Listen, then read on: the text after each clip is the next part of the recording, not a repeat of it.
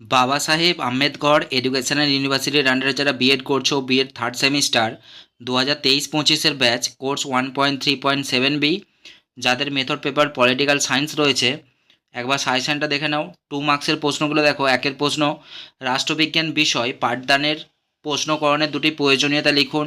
পরের প্রশ্ন, অনুশিক্ষণের দুটি অসুবিধা লিখুন। 3-এর প্রশ্ন দেখো, রাষ্ট্রবিজ্ঞান বিষয় পাঠদানের প্রশ্নকরণের দুটি প্রয়োজনীয়তা লিখুন। পরের প্রশ্ন, বিতর্কিত পদ্ধতির সুবিধাগুলি কী কী। 5-এর প্রশ্ন দেখো, রাষ্ট্রবিজ্ঞান বিষয় শিক্ষাদানের ক্ষেত্রে দুটি শিক্ষণ কৌশল সমূহগুলি কী কী। 6-এর প্রশ্ন, উত্তরদানের সহায়ক তথ্য আহ্বান বলতে কী বোঝেন। পরের প্রশ্ন, ধার্যকরণ বলতে কী বোঝায়। 8-এর প্রশ্ন, পেশাগত সংগঠন বলতে কী বোঝায়। 9-এর প্রশ্ন, সমন্বিত শিক্ষণ কী। 10-এর দাগের প্রশ্ন দেখো, উৎসাহ বর্ধন বলতে কী বোঝায়। 11-র প্রশ্ন, দলগত শিক্ষণ কী। 12-র প্রশ্ন, অনুশিক্ষণ কী। এখানে দেখো নিচে যে প্রশ্নগুলো রয়েছে খুব ইম্পর্টেন্ট, এবারের জন্য দেখে নাও। 13-র প্রশ্ন দেখো, ভূমিকায়ন শিক্ষণের দুটি অসুবিধা কী কী। 14-র প্রশ্ন, দেওয়াল পত্রিকা বলতে কী বোঝায়। 15 দাগের প্রশ্ন, পারদর্শিতার অভিক্ষার দুটি বৈশিষ্ট্য লিখুন। 16-র প্রশ্ন, উপ এককের ধারণা বলতে কী বোঝায়। 17-র প্রশ্ন, বিষয় ক্লাব বলতে কী বোঝেন। 18-র প্রশ্ন, ব্লু প্রিন্ট বলতে কী বোঝায়। 19-এর প্রশ্ন, পাঠ্যপুস্তক পর্যালোচনা কী।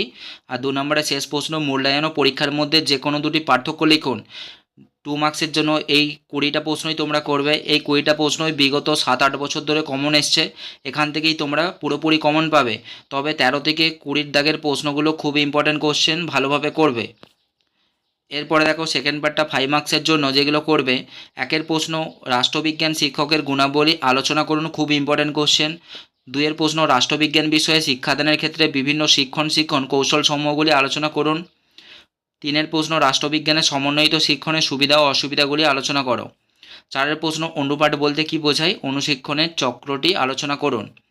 5-এর প্রশ্ন, শ্রেণীকক্ষে প্রশ্নকরণের গুরুত্ব সংক্ষেপে আলোচনা করুন। প্রথমের 5টা প্রশ্ন খুব ইম্পর্টেন্ট, এখান থেকেই তোমরা 2টো অথবা 3টে কমন পেয়ে যেতে পারো, তাই ভালোভাবে করে রাখবে। 6-এর প্রশ্ন দেখো, রাষ্ট্রবিজ্ঞান শিক্ষণে ভ্রমণের গুরুত্ব আলোচনা করুন। 7-এর প্রশ্ন, ভূমিকায়ন শিক্ষণের বিভিন্ন ধাপগুলি আলোচনা করুন। 8-এর প্রশ্ন, মূল্যায়ন ও পরিমাপের মধ্যে পার্থক্য আলোচনা করুন, খুব ইম্পর্টেন্ট কোশ্চেন। 9-এর প্রশ্ন, রাষ্ট্রবিজ্ঞান শিক্ষকের পেশাগত দক্ষতা সম্বন্ধে সংক্ষেপে আলোচনা করুন। 10-এর প্রশ্ন, সমন্বিত শিক্ষণ কি, রাষ্ট্রবিজ্ঞান বিষয়ে মেলা ও প্রদর্শনীর গুরুত্ব আলোচনা করুন। 11-এর প্রশ্ন, বিতর্ক পদ্ধতির সুবিধা অসুবিধাগুলি আলোচনা করো। 12-এর প্রশ্ন, শেষ প্রশ্ন, আদর্শ পারদর্শিতার অভিক্ষার বৈশিষ্ট্যসমূহ আলোচনা করুন। এরপরে দেখো 10 নম্বরের যে প্রশ্নগুলো করবে। 1-এর প্রশ্ন, রাষ্ট্রবিজ্ঞান শিক্ষণে শিক্ষণ বিজ্ঞানমূলক বৈশিষ্ট্যগুলি আলোচনা করুন। রাষ্ট্রবিজ্ঞান শিক্ষণে শ্রবণ দর্শন ভিত্তিক প্রদীপনের গুরুত্ব আলোচনা করুন, খুব ইম্পর্ট্যান্ট কোশ্চেন, 5 মার্কসের। এরপরে দেখো, মূল্যায়ন ও পরিমাপের মধ্যে পার্থক্য আলোচনা করুন। এটা যদি 5 মার্কসের জন্য আসে তাহলে কিন্তু 10 মার্কস আসবে না, আর যদি 10 মার্কসের জন্য যদি না আসে তাহলে কিন্তু 5 মার্কসের জন্য অবশ্যই আসবে। একবার দেখে রাখবে, এই প্রশ্নটা খুব ইম্পর্ট্যান্ট কোশ্চেন। 3-এর প্রশ্ন, অনুশিক্ষণ চক্রটি আলোচনা করুন, খুব ইম্পর্ট্যান্ট কোশ্চেন। 4-এর প্রশ্ন দেখো, ভূমিকায়ন শিক্ষণের বিভিন্ন ধাপগুলি আলোচনা করুন, অনুশিক্ষণ ও ভূমিকায়ন শিক্ষণের মধ্যে পার্থক্য আলোচনা করুন, পাঠ্যপুস্তক পর্যালোচনার গুরুত্ব আলোচনা করুন। এই প্রশ্নটা একবার তোমরা দেখে রাখবে, এখান থেকেই তোমরা পুরোপুরি কমন পাবে। এই প্রশ্নগুলোই করলেই তোমাদের 100% কমন তোমরা পেয়ে যাবে। আর ভিডিওটা ভালো লাগলে অবশ্যই তোমরা ভিডিওটা লাইক দেবে, আর এই সাজেশনটা অবশ্যই তোমরা বন্ধুদেরকে একবার শেয়ার করে দেবে।